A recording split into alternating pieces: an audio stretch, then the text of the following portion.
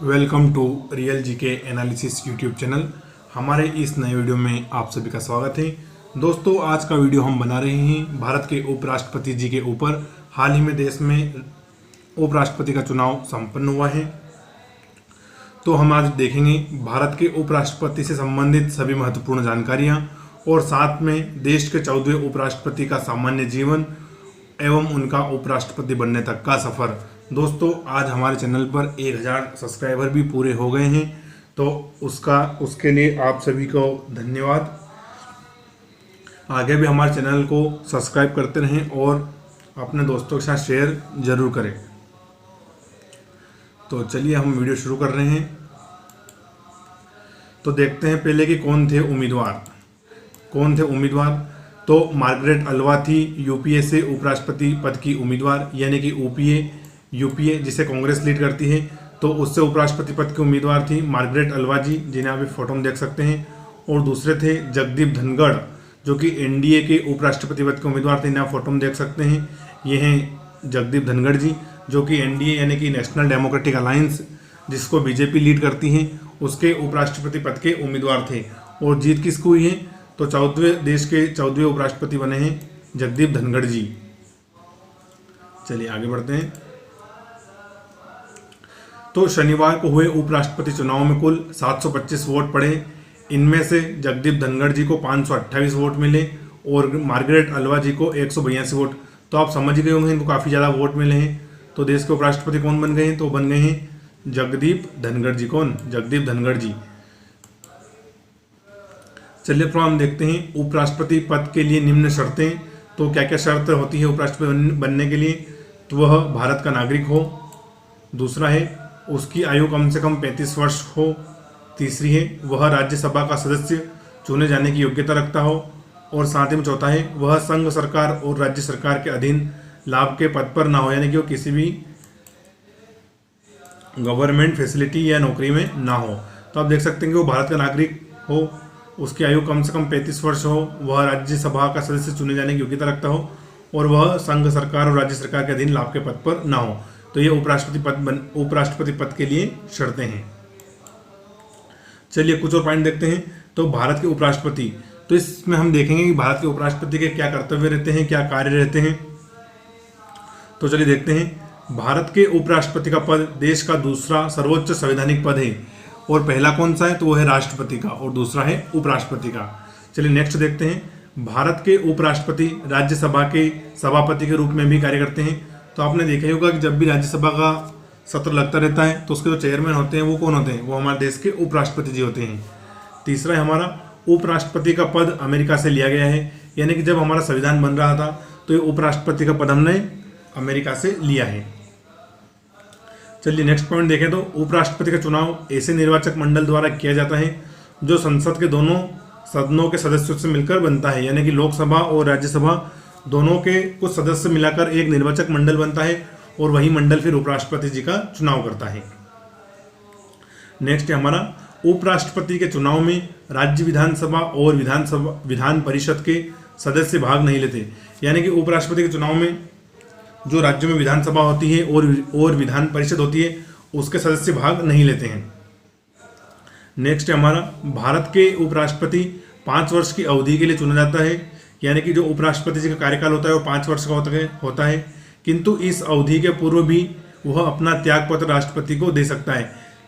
मान लो राष्ट्रपति जी की तबीयत खराब है, वो कार्य नहीं कर पा रहे हैं या अन्य कोई भी कारण हो, तो वो अपना त्यागपत्र 5 वर्ष पहले ही राष्ट्रपति जी को सौंप सकते हैं। चलिए अन्य और कुछ पॉइंट देखते हैं हम।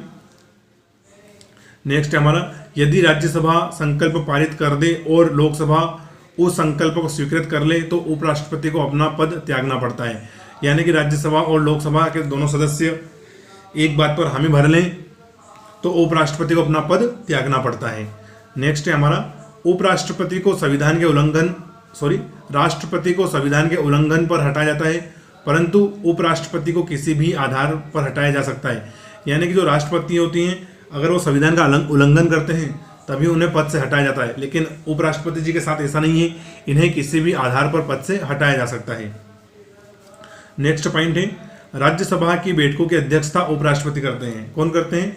तो राज्यसभा में बैठकों की अध्यक्षता उपराष्ट्रपति जी करते हैं। चलिए और आगे बढ़ते हैं हम। नेक्स्ट और पॉइंट है हमारे, उपराष्ट्रपति को राष्ट्रपति के कार्यालय में रिक्ति के दौरान, यानी कि जब राष्ट्रपति के कार्यालय में पद खाली हो, मसलन राष्ट्रपति की मृत्यु, त्यागपत्र देने पर, हटाने पर, पद अवधि समाप्त होने पर और उनके पद ग्रहण करने के पहले अयोग्य होने पर अथवा उनके निर्वाचन को अवैध होने पर राष्ट्रपति के रूप में कार्य करता है। यानी कि जो हमारे देश के उपराष्ट्रपति होते हैं, अगर राष्ट्रपति जी का कार्यकाल खाली हो, उनकी राष्ट्रपति के दौरान ही मृत्यु हो जाती हो, अगर वो अपना त्यागपत्र दे दें या उनके ऊपर महाभियोग चलाकर उनको पद से हटा दें या उनका जो निर्वाचन है वो ही अवैध घोषित हो जाए, तो ऐसी स्थिति में जो देश के उपराष्ट्रपति जी हैं वही राष्ट्रपति का पदभार भी संभालते हैं। चलिए 10वां पॉइंट देखते हैं। राष्ट्रपति के पद पर कार्य करते समय उपराष्ट्रपति को राष्ट्रपति के वेतन और भत्ते दिए जाते हैं। यानी कि जब उपराष्ट्रपति जी राष्ट्रपति का कार्य करते हैं तो उन्हें राष्ट्रपति के समान ही वेतन और भत्ते भी दिए जाते हैं। अच्छा, आप क्या बता सकते हैं कि राष्ट्रपति जी की एक महीने की तनख्वाह कितनी होती है? अगर किसी को पता हो तो कमेंट में जरूर डालें, कमेंट करके बताएं मुझे। चलिए अब हम देखेंगे भारत के उपराष्ट्रपति से संबंधित संविधान में अनुच्छेद, यानी कि उपराष्ट्रपति से संबंधित जितने भी संविधान में अनुच्छेद दिए हैं, मैंने उन सभी को एक लाइन से यहाँ लिख दिया है, तो उनको भी हम पढ़ने का प्रयास करते हैं। और वीडियो को आपको स्किप नहीं करना है दोस्तों, और अपने दोस्तों के साथ जरूर शेयर करना है। तो पहला है हमारा अनुच्छेद 63। तो अनुच्छेद 63 बोलता है कि भारत का एक उपराष्ट्रपति होगा। क्या होगा? भारत का एक उपराष्ट्रपति होगा। ये किसमें लिखा है? तो अनुच्छेद 63 में। अनुच्छेद 64 में लिखा है कि जो उपराष्ट्रपति है वो राज्यसभा का पदेन सभापति भी होगा। क्या? अनुच्छेद 64 में लिखा है कि जो भी हमारे उपराष्ट्रपति होंगे वो राज्यसभा के पदेन सभापति भी होंगे। नेक्स्ट है हमारा अनुच्छेद 65। तो राष्ट्रपति के पद में आकस्मिक रिक्ति के दौरान या उनकी अनुपस्थिति में उपराष्ट्रपति का राष्ट्रपति के रूप में कार्य करना और उनके कर्तव्यों का निर्वहन करना किसमें लिखा गया है? 65 में। यानी कि जब जब राष्ट्रपति का पद खाली होगा तो उनकी जगह उपराष्ट्रपति ही राष्ट्रपति का कार्य देखेंगे और उनके कर्तव्यों का निर्वहन करेंगे। ये लिखा है अनुच्छेद 65 में। अनुच्छेद 66 में है उपराष्ट्रपति का निर्वाचन, यानी कि उपराष्ट्रपति का चुनाव किस प्रकार होगा, यह सब अनुच्छेद 66 में बताया गया है। अब है अनुच्छेद 67।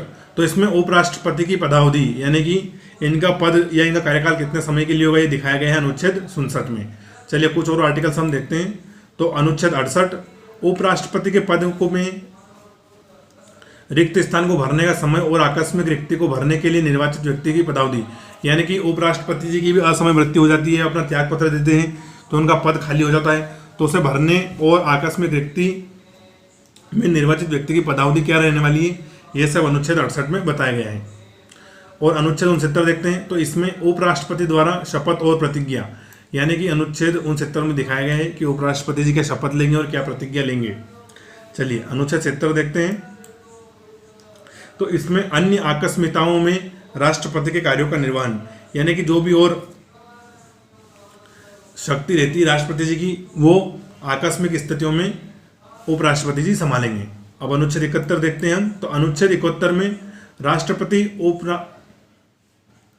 राष्ट्रपति और उपराष्ट्रपति के निर्वाचन से संबंधित सशक्त विषय, यानी कि राष्ट्रपति और उपराष्ट्रपति के निर्वाचन से संबंधित जो भी नियम कानून है वो अनुच्छेद 71 में दिखाए गए हैं। चलिए अनुच्छेद 72 देखते हैं हम। तो क्षमा आदि की कुछ मामलों में संज्ञा का निलंबन, परिहार या लघुकरण की शक्ति, यानी कि कुछ मामलों में उपराष्ट्रपति जी भी क्षमा दे सकते हैं। सॉरी ये थोड़ा गलत टाइप हो गया दोस्तों, है ना। तो कुछ मामलों में उपराष्ट्रपति जी दोषी की सजा कम कर सकते हैं, उसे क्षमा दे सकते हैं, या उसकी जो सजा की अवधि है उसे भी कम कर सकते हैं। तो ये सब थे दोस्तों। अभी हमने क्या क्या देख लिया था, एक बार मैं आपको बता देता हूँ। अभी हमने देख लिया है उपराष्ट्रपति जी की शर्तें, यानी कि उपराष्ट्रपति पद के लिए क्या क्या शर्तें होने वाली है, भारत में उपराष्ट्रपति के क्या अधिकार और क्या कार्य रहने वाले हैं, ये सब हमने इसमें देख लिया है। साथ ही हमने देख लिया है उपराष्ट्रपति संबंधित संविधान के अनुच्छेद। चलिए अब हम आगे बढ़ते हैं। तो अब हम पूरा जगदीप धनखड़ जी के बारे में देखते हैं। तो पहला हमारा प्रश्न है कि जगदीप धनखड़ देश के कितने नंबर के उपराष्ट्रपति हैं। तो ऑप्शन देखते हैं 14वें, 12वें, 15वें या 16वें। कौन से 12वें, 14वें, 15वें, 16वें? तो ऑप्शन सेकंड बिल्कुल करेक्ट हो जाएगा। जो जगदीप धनखड़ जी हैं वो देश के 14वें उपराष्ट्रपति हैं। कौन से नंबर के? 14वें उपराष्ट्रपति हैं। चलिए अगली स्लाइड में मैंने सारे उपराष्ट्रपतियों के नामों को दर्शा दिया, तो उनको देख लेते हैं।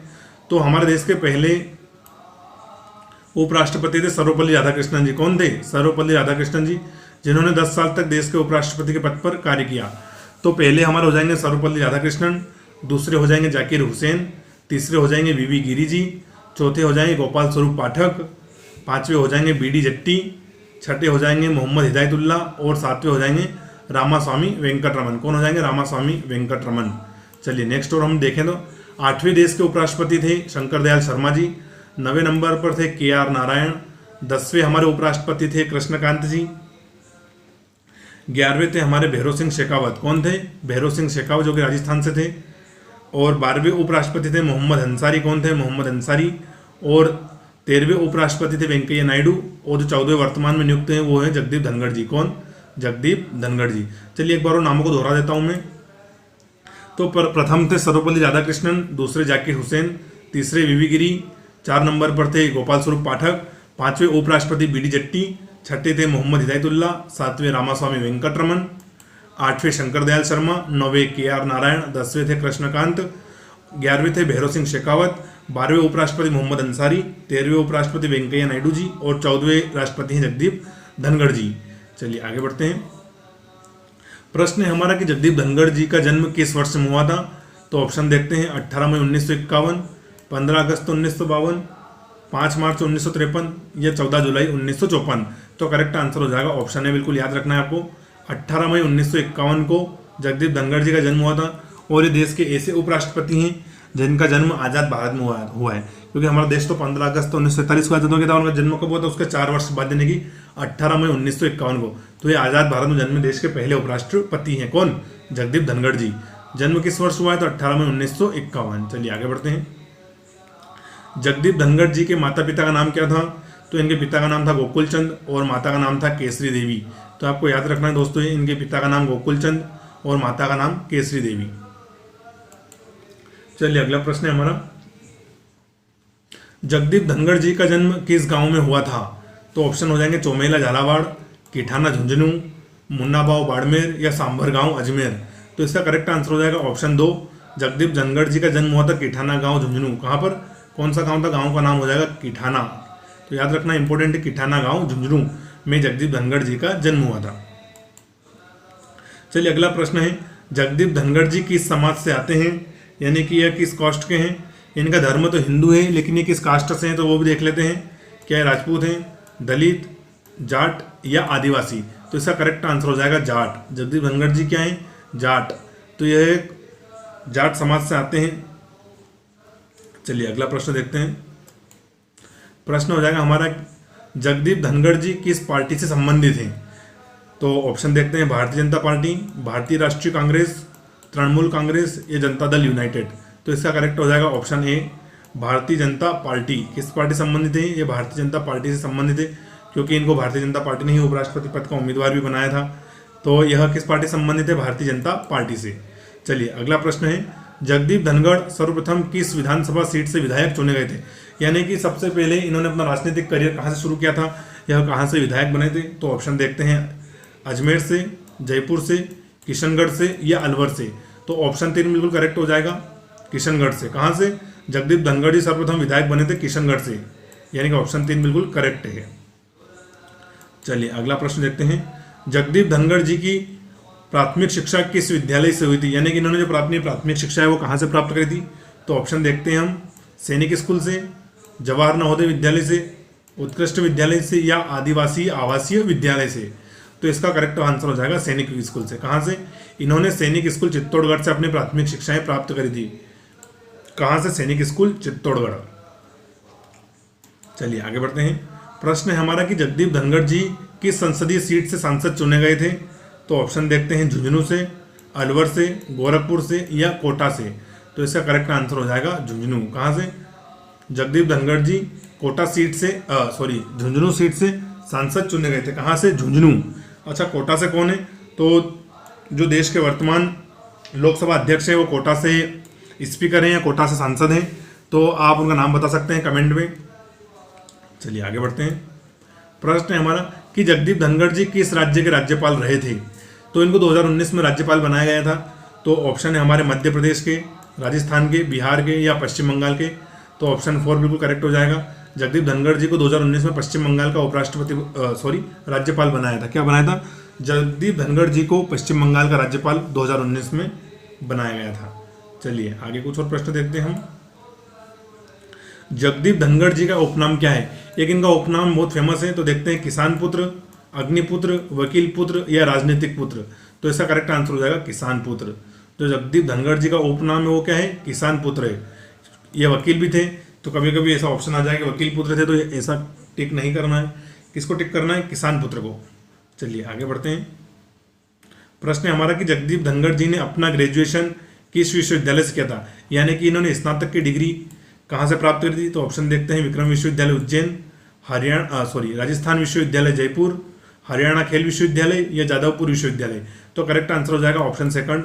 इन्होंने राजस्थान विश्वविद्यालय जयपुर से अपना ग्रेजुएशन प्राप्त किया था। और इन्होंने ग्रेजुएशन में क्या किया? तो LLB। क्या है? LLB, क्योंकि ये एक देश के जाने माने वकील थे। ये सब पहले राजस्थान हाई कोर्ट में प्रैक्टिस करते थे, बाद में देश के सुप्रीम कोर्ट में भी प्रैक्टिस करने लगे, और कुछ समय के लिए इन्हें जो राजस्थान का बार काउंसिल है उसका अध्यक्ष भी बनाया गया था। तो इनका पॉलिटिकल और प्रोफेशनल करियर बहुत ही शानदार रहा है, और अभी देश के दूसरे सर्वोच्च संवैधानिक पद उपराष्ट्रपति पद पर भी काबिज हो रहे हैं। तो रियल जी के एनालिसिस की पूरी टीम की ओर से इन्हें हम बधाई देते हैं और सर को कंग्रेचुलेशंस करते हैं कि सर उपराष्ट्रपति पद के कार्यों का अच्छे से निर्वहन करेंगे। इन्हीं आशाओं के साथ जय हिंद और थैंक यू दोस्तों। चैनल को सब्सक्राइब जरूर कर देना।